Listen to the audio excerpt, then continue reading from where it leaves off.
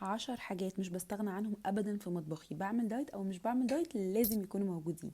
اول حاجه العسل، انا بحب جدا يا جماعه احلي بالعسل، مش بحب بصراحه سكر الدايت.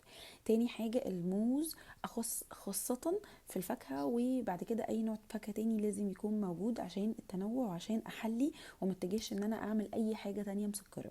تالت حاجه الخضار، والوان بقى كل شويه اجيب حاجات مختلفه.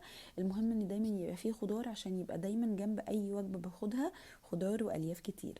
رابع حاجه الفول، العدس، اللوبيا، الفاصوليا، البروتين النباتي لازم يكون موجود عشان ابدل مع اي بروتين حيواني ويبقى متوفر طول الاسبوع، ما بقاش بدور عليه.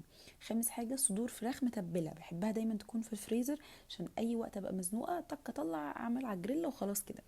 سادس حاجة جرانولا أو شوفان، عشان برضو زي دلوقتي كده كنت عايزة أتعشى حاجة خفيفة، فعملت زبادي مع شوية جرانولا.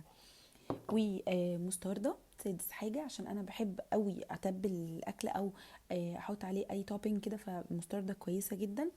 واللبن والزبادي طبعا عشان الألبان بيبقى فيها نسبة كالسيوم عالية وبروتين عالي، وعشان طبعا برضو يبقى بناخد كل العناصر الغذائية. وأخيرا البيض، عشان أنا من عشاق البيض في الفطار. ونسيت أقول لكم على القهوة، عشان القهوة أصح بكتير جدا من النسكافيه.